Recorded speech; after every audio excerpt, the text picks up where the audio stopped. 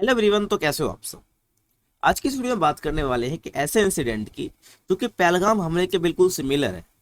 ऐसा मैं क्यों कह रहा हूँ, क्योंकि महाराष्ट्र के मुंबई में सेम हमें एक ऐसा इंसिडेंट देखने को मिला है जहाँ पर धर्म के बेसिस पर दो गार्ड्स की हत्या कर दी गई है। जो कि कोई छोटा सा इशू नहीं है, क्योंकि हम एक ऐसे देश में रहते हैं जो कि सेकुलरिज्म पे चलता है, जहाँ पे सब रिलीजन को इक्वली फॉलो किया जाता है, सबको इक्वल रिस्पेक्ट है। वहां पर हमें रिलीजन के बेसिस पर डेथ देखने को मिलती है। तो ऐसे मामलों को नज़रअंदाज नहीं करना चाहिए और सब भारतीय नागरिकों को इसके बारे में पता होना चाहिए। देखो, ये आपने न्यूज़ देख ही ली होगी भाई, क्योंकि ये बहुत चर्चित विषय बन चुका है। क्योंकि ये जो है भाई विषय, इसको नज़रअंदाज करने वाला हम नहीं कह सकते हैं। अब है क्या भाई, एक व्यक्ति आपको पता होगा जिसका नाम है जुबेर अंसारी, जो कि आरोपी है में। इसने करा क्या है, धर्म पूछा सबसे पहले, फिर कलमा पढ़ने को कहा किनसे, उन गार्ड से। जब वो नहीं पढ़ पाए तो उनको चाकू से मार दिया। आप ये देख सकते हो, फुटेज हमारे सामने आई है जो कि ब्लड है। ठीक है भाई, यहाँ पर आप साफ देख पा रहे हो कि किस प्रकार से जो है लगातार वो चाकू मारा जा रहा है। और फोटो आप देख सकते हो जो कि सीसीटीवी में कैद हुई है।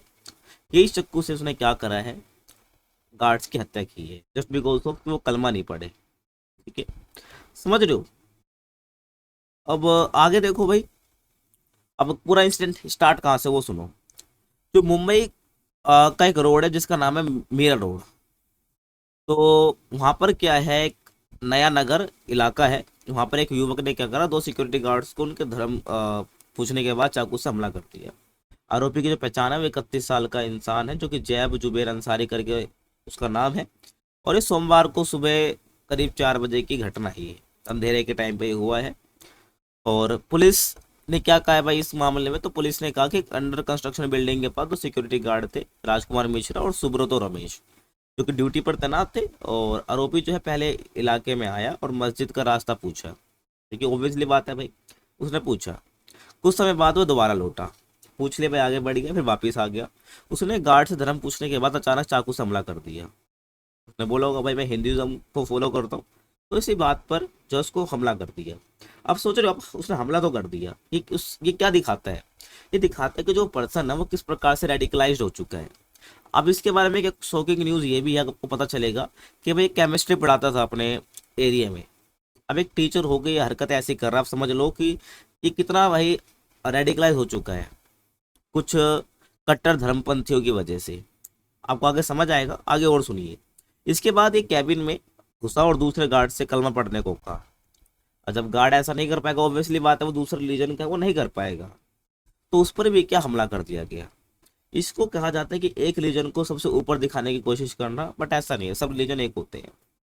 अब दोनों जो घायल गार्ड है उनको तुरंत जो है भाई हॉस्पिटल में भर्ती कराया गया, जहाँ उनके हाथ बहुत स्थिर बता जा रही है। और आरोपी को जो है गिरफ्तार कर लिया गया, आप देख सकते हो। ये आरोपी को गिरफ्तार करने वाली वीडियो अपने पास आई है। ठीक है, तो जो ये नया नगर है उसके वहाँ पे जो थाना है वहाँ पे लाया गया है।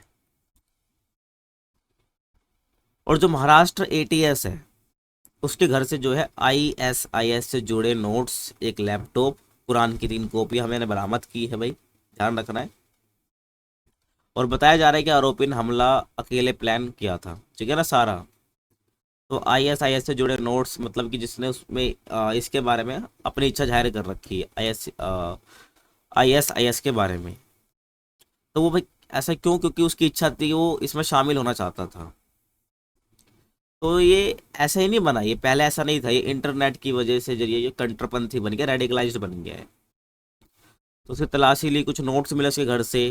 तो इसमें जो आरोपी ने भाई खुद से उस नोट्स में क्या लिखा हुआ था कि मैं आईएसआईएस में शामिल होना चाहता हूँ। ठीक है भाई।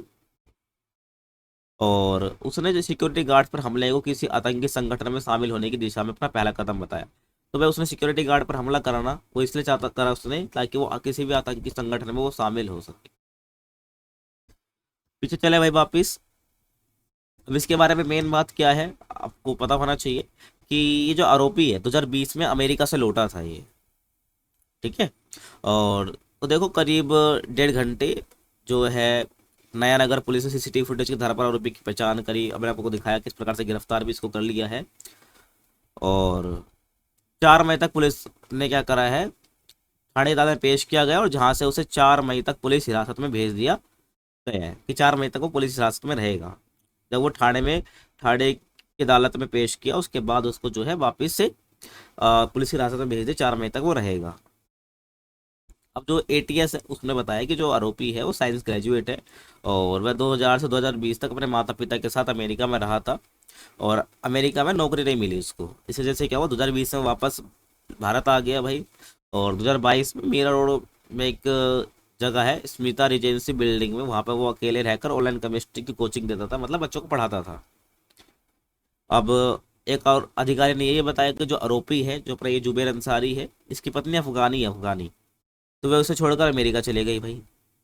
अब फिर यहाँ पर एटीएस बताती है हमें कि वह ये लोन वुल्फ अटैक का मामला है। इसका मामला है लोन वुल्फ अटैक का मामला है, यानी कि एक ऐसा आतंकवादी हमला जो किसी आतंकी संगठन की मदद या निर्देश के बिना अकेला व्यक्ति खुद की योजना बनाकर अंजाम देता है। तो उसको क्या कहते हैं, लोन वुल्फ अटैक कहते हैं, जहाँ व्यक्ति किसी भी आतंकी संगठन की मदद या दिशा निर्देश के बिना कोई हमला करता है, ये प्लान बनाता है ऐसी गतिविधि को। ठीक है, समझ आया आपको। अब यहाँ पर भाई ऐसा मामला हो महाराष्ट्र में, तो वहाँ पर सीएम की टिप्पणी ना आए, ऐसा हो नहीं सकता है।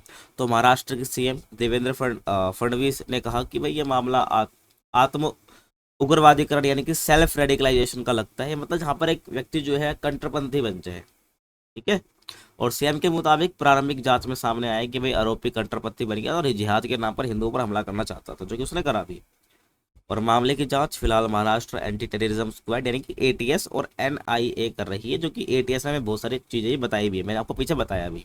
ठीक है, समझ रहे हो। तो ये थी आज की वीडियो, को पता चल गया वो क्या इंसिडेंट है, जो कि ऐसा नहीं होना चाहिए, क्योंकि हम एक भारत जैसे देश में रहते हैं जो कि सेक्युलरिज्म पे चलता है। यहाँ पर सब धर्म को अपनी आज़ादी है भाई, किसी से कलमा पढ़वाने की जरूरत क्या है। तो वही वाली बात है। तो मिलता है आपसे नेक्स्ट वीडियो में। अगर चैनल पर नए हो तो सब्सक्राइब कर सकते हो। तब तक के लिए थैंक्स फॉर वॉचिंग।